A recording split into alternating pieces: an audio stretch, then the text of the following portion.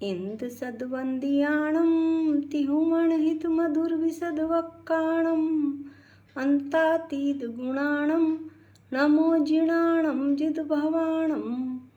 हम सभी पंच अस्थिकाय संग्रह का अध्ययन कर रहे हैं और पंच अस्थिकाय संग्रह के अध्ययन में हम जीव अस्थिकाय का वर्णन कर रहे हैं।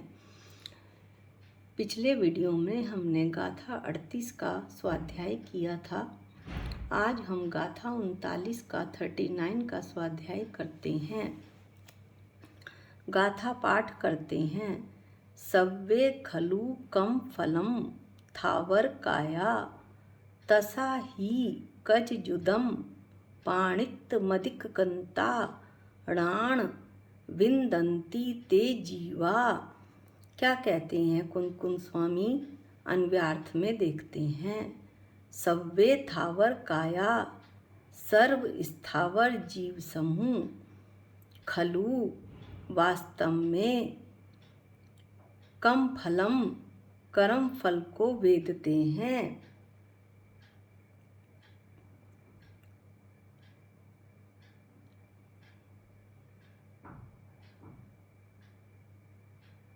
तसा त्रस ही वास्तव में कजजुदम कार्य सहित कर्मफल को वेदते हैं, अनुभव करते हैं।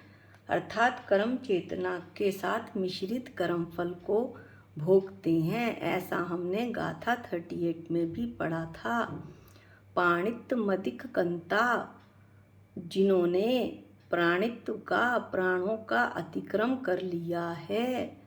ते जीवा, वे जीव णाणम ज्ञान को विंदंती वेदते हैं। क्या कहते हैं आचार्य? सर्व स्थावर जीव समूह 5 स्थावर हैं। पृथ्वी कायिक, जल कायिक, अग्नि कायिक, वायु कायिक और वनस्पति कायिक।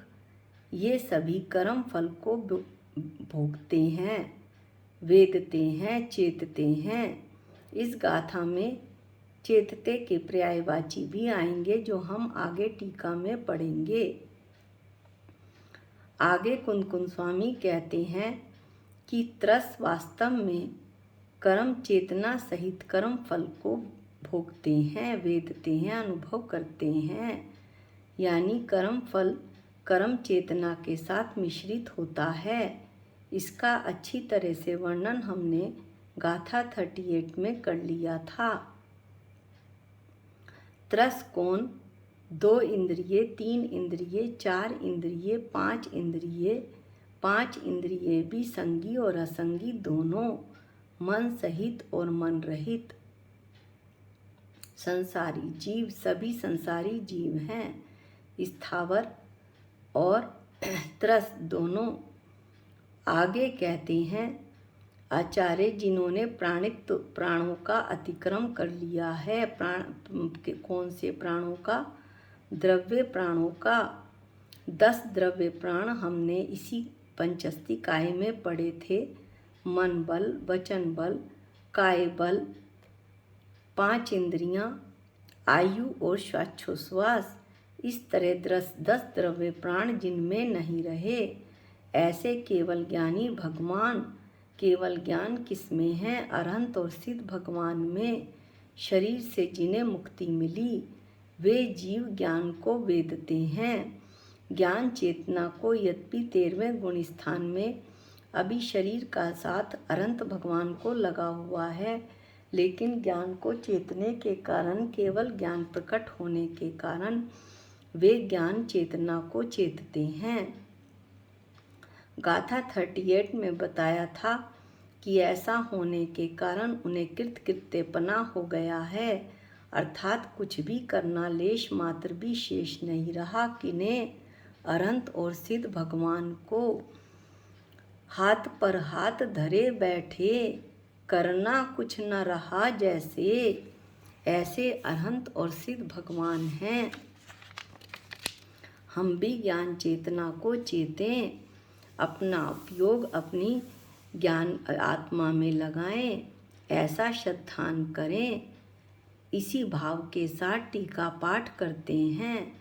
टीका पाठ में अमरचंद आचार्य कहते हैं कि यहाँ कौन क्या चेतता है, अर्थात किस जीव को कौन सी चेतना होती है, यह कहा है।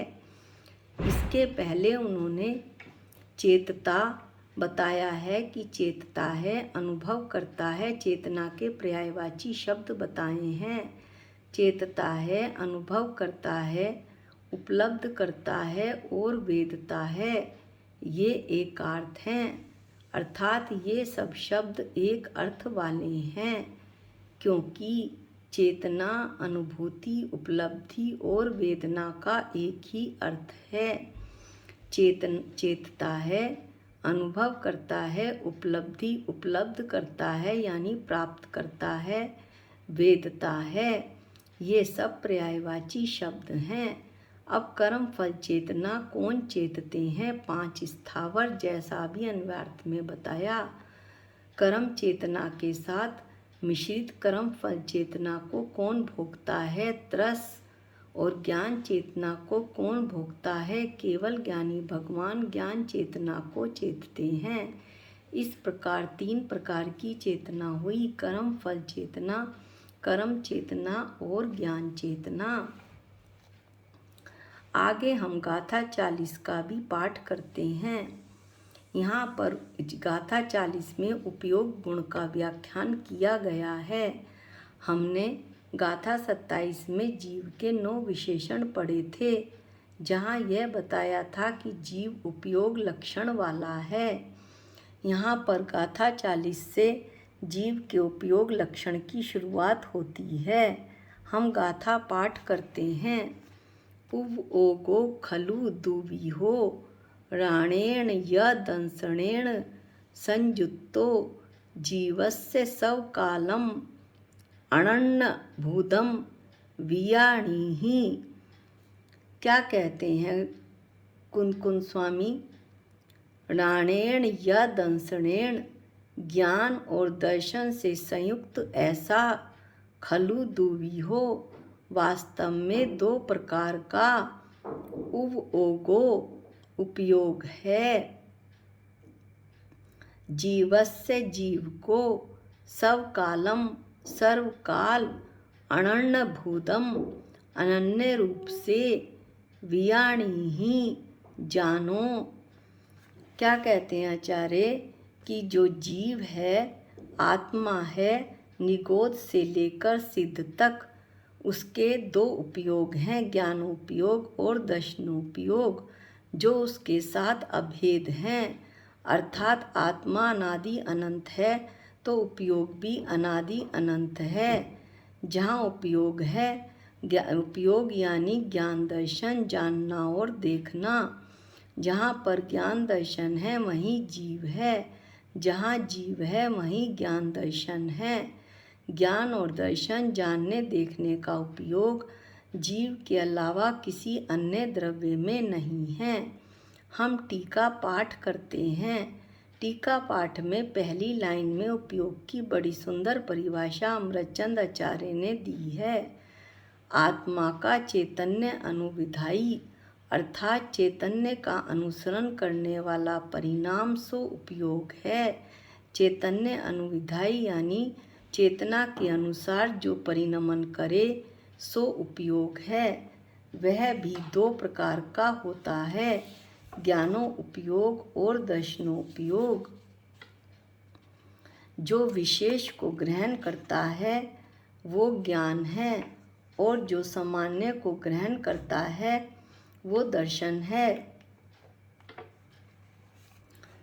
अर्थात विशेष जिसमें प्रतिभासित हो वह ज्ञान है, और सामान्य जिसमें प्रतिभासित हो वह दर्शन है।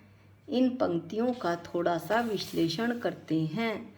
दर्शनोपयोग जिसमें पदार्थों का भेद रहित निराकार सामान्य प्रतिभास होता है, अवलोकन होता है, उसे दर्शनोपयोग कहते हैं। पदार्थ का कोई भी आकार पकड़ में नहीं आता, पदार्थ का कोई वर्ण रूप आकार इसका प्रतिभास नहीं होता।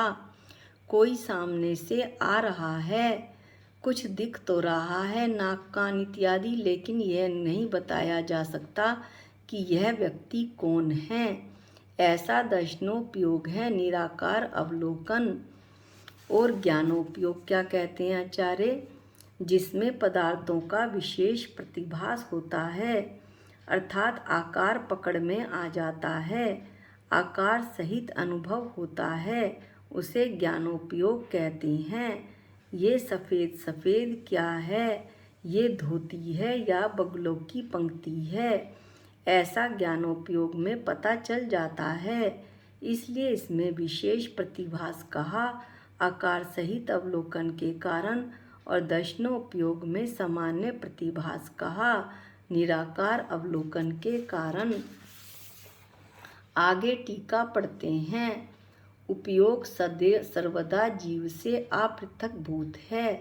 क्या कहते हैं आचार्य? कि उपयोग यानी ज्ञान दर्शन सदा जीव से अभिन्न है।